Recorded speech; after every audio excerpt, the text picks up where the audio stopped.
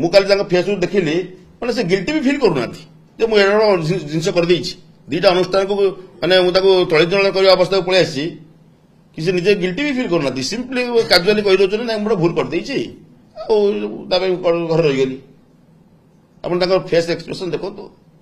ତାଙ୍କ ବାଇଟ୍ ଶୁଣନ୍ତୁ ଶୁଣନ୍ତୁ ପୀୟୁଷ ବାବୁ କାଲି ଯେହେତୁ ଏ କଥା ଆମେ ବାହାରକୁ ଆସିନଥିଲା ଯେହେତୁ ସେ କାଲି କହିଲେ ସଂଘ ଚାହିଁଲେ ମୁଁ କୋଉ ଅନୁଷ୍ଠାନକୁ ଯିବି ତା ଦେହରେ ମୁଁ ଆପଣଙ୍କୁ କ୍ଲେମ୍ କଲି ଯେ ଯଦି ସେ ସଂଘ ଚାହେଁ ତାହେଲେ ମୁଁ ଡିମାଣ୍ଡ କଲି ଯେ ମୋତେ ରଖାଯାଉ ଅଦରୱାଇଜ ସେ ଯଦି କହିବେ ନାଇଁ ମୁଁ ଘରେ ରହିବି ମୋର କିଛି ଅବଜେକ୍ସନ ନଥିଲା କ'ଣ ଥିଲା ମୋର ମୁଁ ଆଗରୁ ବସିଥିଲି କି ମୁଁ ଯାହା ମୋର ଲିଗାଲ ପ୍ରୋସିଜର ଥିଲା ସେ ଜାଗାରେ ଯାଇଥାନ୍ତି ଏବଂ ଆଗକୁ ଯଦି ନ ବି ଆସିବେ ଯାହା ବି ଲିଗାଲ ପ୍ରୋସିଜର ଅଛି ସେଥିରେ ମୁଁ ଯିବି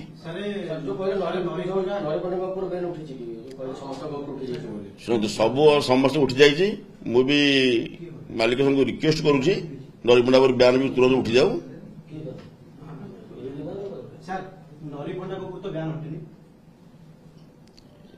ନରିପଣ୍ଡା ଉପରୁ ନାଇଁ ବ୍ୟାନ୍ ଏପର୍ଯ୍ୟନ୍ତ ବଳବତ୍ତର ବ୍ୟାନ୍ ହଟିନି ଏବଂ ମୁଁ ମାଲିକ ସଂଘକୁ ରିକ୍ୱେଷ୍ଟ କରିବି ମୁଁ ତ ଅବଶ୍ୟ ତା ଜଣେ ସଦସ୍ୟ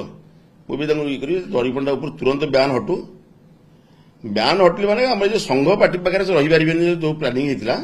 ସେ ତ ଅଲଗା ଅନୁଷ୍ଠାନ ଚାକିରି କଲେଣି ଆଉ ବ୍ୟାନ୍ର କିଛି ମତଲବ ବି ନାହିଁ ଗୋଟେ ବର୍ଷ ବ୍ୟାନ୍ରେ ଗୋଟେ ବର୍ଷ ସେ ଅଲଗା ଅନୁଷ୍ଠାନ କାର୍ଯ୍ୟ କଲେଣି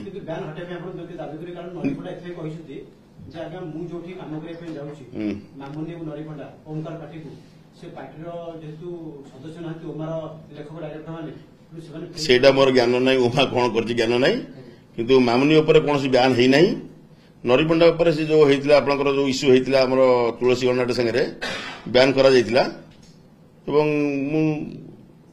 ମାଲିକମାନଙ୍କୁ ଅନୁରୋଧ କରିବି ସେ ତୁରନ୍ତ ତାଙ୍କ ଉପରୁ ବ୍ୟାନ୍ ହଟାନ୍ତୁ ସେ ଅଲଗା ଅନୁଷ୍ଠାନ ସର୍ଭିସ୍ କଲେଣି ଚାକିରି କଲେଣି କିନ୍ତୁ ବ୍ୟାନ୍ଟା ହଟିଯିବା ନିହାତି ଦରକାର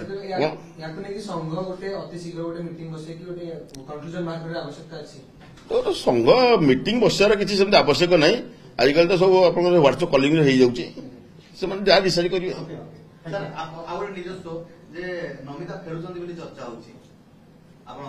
ନମିତା କୁଆଡେ ଯାଇଛନ୍ତି କି ନମିତାଙ୍କ ଦେହ ଖରାପ ଅଛି ସେ ଘରେ ଅଛନ୍ତି ସେ ତ ଆମ ଅନୁଷ୍ଠାନ ଅଛନ୍ତି ଫେରୁଛି ମାନେ କ'ଣ ହଁ କ'ଣ ଅସୁବିଧା ଅଛି ତାଙ୍କୁ ତ କୋଉଠୁ କୁହାଯାଉନି ଯେ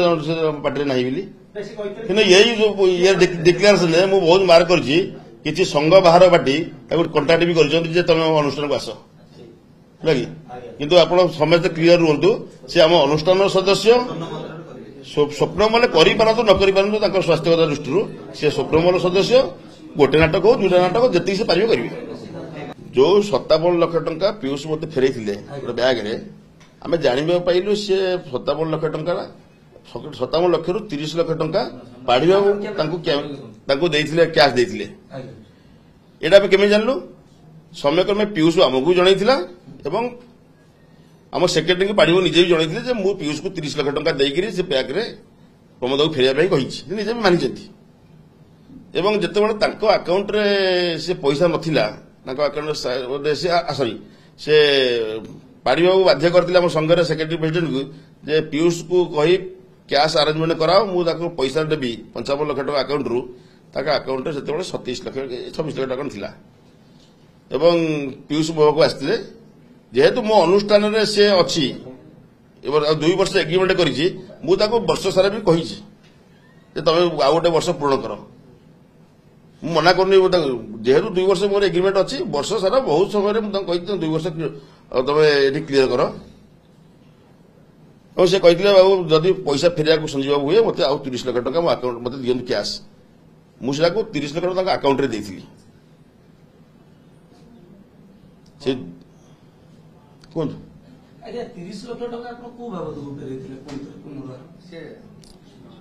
ଯେହେତୁ 2 ବର୍ଷ ଏଗ୍ରିମେଣ୍ଟ ମୋ ସାଙ୍ଗରେ ଅଛି ସେ ରାଜ୍ୟ ମୁଁ ରହିବି କଣ୍ଟିନ୍ୟୁ କରିବି ତାଙ୍କୁ ପୁଣି ଆଡଭାନ୍ସ ଦିଆହେଲା ଯୋଉ ତାଙ୍କୁ 72 ଲକ୍ଷ ଟଙ୍କା ଦିଆହେଇଥିଲା ମୋତେ ପଇସା ଫେରିଥିଲେ ତାକୁ ରିଟର୍ନ କରିଦିଆଗଲା ସେ ନିଜେ ରାଜି ହେଇଛନ୍ତି ସେ ଯୋଉ ବାର୍ତ୍ତାଳାପଟା ହେଇଛି ସିସି କ୍ୟାମେରା ତଳ ଅଛି ପଇସାଟା ନାହିଁ ସେ ବାର୍ତ୍ତାଳାପ ପୀୟୁଷ ବାବୁଙ୍କର ମୋର ଆମ ମ୍ୟାନେଜର ବାବୁଙ୍କର ହେଇଛି ମୋ ସିସି କ୍ୟାମେରା ତଳ ହେଇଛି ତା ଫୁଟେଜ ଆମେ ରଖିଛୁ